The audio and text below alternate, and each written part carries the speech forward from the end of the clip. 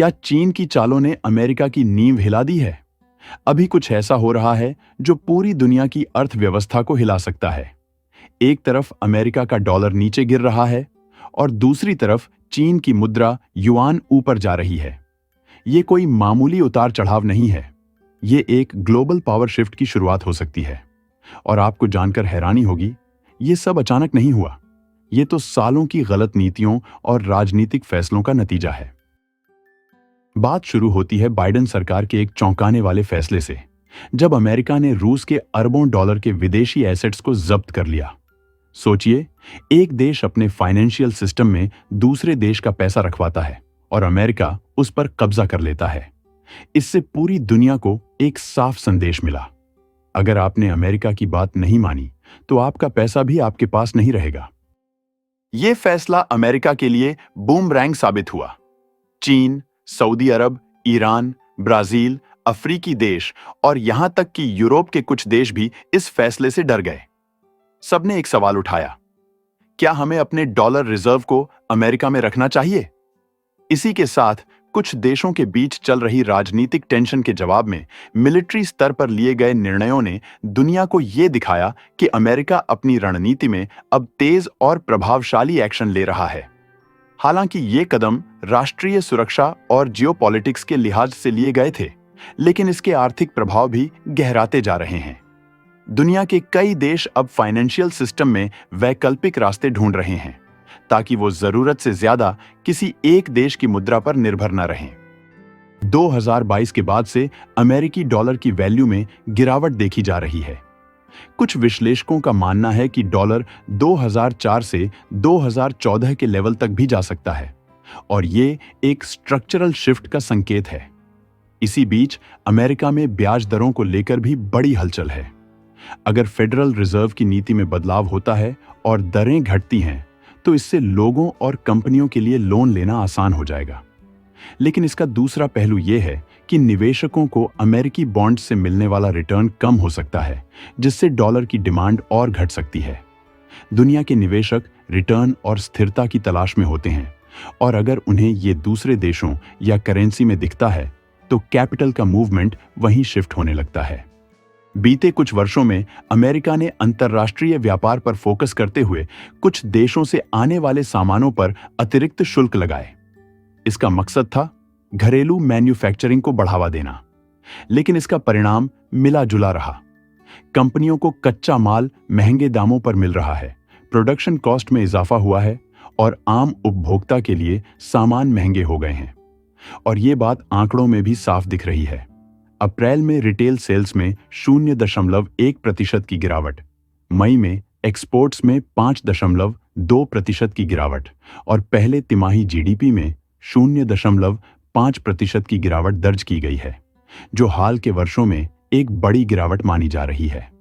इसका असर सिर्फ व्यापार पर नहीं, बल्कि उपभोक्ता विश्वास और खपत पर भी पड़ा है। लोग अब महंगे सामान से बच रहे हैं और कंपनियां भी नए निवेश के फैसलों में सतर्कता बरत रही हैं। और इस पूरे बदलाव का सबसे अधिक फायदा किसे हो रहा है? चीन को। जहां अमेरिका अपने आर्थिक सिस्टम को दोबारा खड़ा करने की कोशिश कर रहा है, वहीं चीन ने इस पूरे संकट को एक रणनीतिक अवसर की तरह अपनाया है। अमेरिकी डॉलर की अस्थिरता और ब्याज दरों में हो रहे बदलावों ने दुनिया भर के निवेशकों को यह सोचने पर मजबूर कर दिया है कि उन्हें अपने फाइनेंशियल फ्यूचर के लिए कौन सी करेंसी पर भरोसा करना चाहिए। यहीं पर चीन ने अपनी चालें तेज कर दी हैं। चीनी मुद्रा आरएमबी अब केवल घरेलू मार्केट तक सीमित नहीं है, बल्कि धीरे धीरे इंटरनेशनल ट्रांजैक्शंस में मजबूती से अपनी जगह बना रही है। आपको जानकर हैरानी होगी कि दुनिया में अब 52% क्रॉस बॉर्डर लेन देन आरएमबी में हो रहे हैं, जबकि डॉलर का हिस्सा 43% तक सिमट गया है। तो अब सवाल यह है, क्या अमेरिका अब भी खुद को संभाल सकता है? क्या मौजूदा नीतियां डॉलर की स्थिति को फिर से मजबूत कर पाएंगी? या फिर चीन धीरे धीरे अपनी मुद्रा आरएमबी को इतना ताकतवर बना देगा कि वो ग्लोबल करेंसी लैंडस्केप को बदल कर रख देगा? इस वक्त अमेरिका के सामने कई चुनौतियां हैं। घरेलू खर्च और उपभोक्ता भावना में गिरावट। निर्यात में आपको जानकर हैरानी होगी कि आज की तारीख में दुनिया के 52% क्रॉस बॉर्डर ट्रांजैक्शन आरएमबी में हो रहे हैं, जबकि कभी 62% हिस्सेदारी रखने वाला अमेरिकी डॉलर अब सिर्फ 43% पर सिमट गया है। ये सिर्फ आंकड़े नहीं हैं, ये ग्लोबल ट्रेंड का संकेत हैं। चीन न सिर्फ ट्रेड में आरएमबी का उपयोग बढ़ा रहा है, बल्कि उसने अपने कैपिटल कंट्रोल्स में डील दी है, क्रॉस बॉर्डर पेमेंट सिस्टम्स को और मजबूत किया है और इंटरनेशनल इन्वेस्टर्स को आरएमबी में निवेश के लिए नए फाइनेंशियल प्रोडक्ट्स भी लॉन्च किए हैं। इतना ही नहीं, चीन ने शंघाई गोल्ड एक्सचेंज को पहली बार हांगकांग तक एक्सपैंड कर दिया है, ताकि गोल्ड की फिजिकल ट्रेडिंग आरएमबी में हो सके, और वो भी अमेरिका की फाइनेंशियल जुरिस्डिक्शन से बाहर। इससे अब मिडिल ईस्ट, अफ्रीका और एशिया के देश धीरे धीरे डॉलर की जगह आरएमबी या गोल्ड में डील करने लगे हैं। ये एक ऐसा कदम है जिससे चीन को न सिर्फ आर्थिक ताकत मिलती है, बल्कि डॉलर के दबदबे को धीरे धीरे कम करने में मदद भी मिल रही है।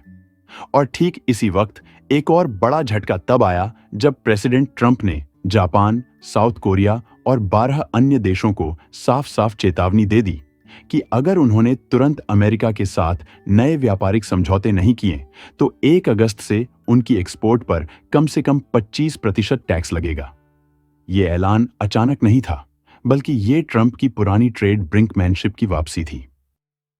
व्हाइट हाउस ने पहले ही अप्रैल में इसी तरह की ऊंची टैरिफ की घोषणा की थी, लेकिन फिर 90 दिनों का ब्रेक दिया था ताकि दुनिया भर में 90 डील्स इन 90 डेज जैसा प्लान पूरा किया जा सके। लेकिन उस मिशन में खास प्रगति नहीं हो सकी और अब डेडलाइन खत्म होने से पहले ट्रंप ने एग्जीक्यूटिव ऑर्डर साइन करके उस ब्रेक को थोड़ा और आगे बढ़ा दिया है। अब जिन देशों को चेतावनी दी गई है उनमें Japan, south Korea, Malaysia, south Africa, Kazakhstan, Laos, Myanmar, Bosnia, Serbia, Cambodia, Bangladesh, Indonesia, Tunisia और थाईलैंड जैसे देश शामिल हैं। इनमें से जापान और साउथ कोरिया, जो अमेरिका के कुल आयात का करीब 4% हिस्सा हैं, उन पर सीधा 25% टैरिफ लगाया जाएगा। वहीं थाईलैंड पर 36% और बांग्लादेश पर 35% तक की दरें लागू हो सकती हैं। और सिर्फ यही नहीं रुका, ट्रंप ने यह भी कहा कि अगर कोई देश रिटेलिएट करता है, यानी जवाब में अमेरिका के सामान पर टैक्स लगाता है या फिर किसी तीसरे देश के रास्ते एक्सपोर्ट भेजने की कोशिश करता है, तो इन दरों को और बढ़ा दिया जाएगा। इन घटनाओं के बीच एक और हाई स्टेक डेवलपमेंट सामने आया है। भारत और अमेरिका के बीच मिनी ट्रेड डील की उम्मीद अब पुख्ता होती दिख रही है। जुलाई 9 की टैरिफ डेडलाइन नजदीक आते ही दोनों देशों के व्यापार वार्ताकारों ने पेचीदा मुद्दों पर रेड लाइंस रखकर डील पर फोकस किया। यह बात भारत के वाणिज्य मंत्री पीयूष गोयल ने भी कही कि भले ही डेडलाइन पास हो, लेकिन नेशनल इंटरेस्ट हमेशा सर्वोपरि रहेगा। न्यूज एजेंसियों की रिपोर्ट के मुताबिक भारत ने डेयरी और एग्रो सेक्टर में किसी भी तरह की छूट नहीं देने की स्थिति स्पष्ट कर दी है, जबकि अमेरिका बाजार खोलने के लिए कुछ मेडिकल डिवाइस, ऑटो पार्ट्स और ऊर्जा उत्पादों में टैरिफ कम करने की तैयारियां कर रहा है।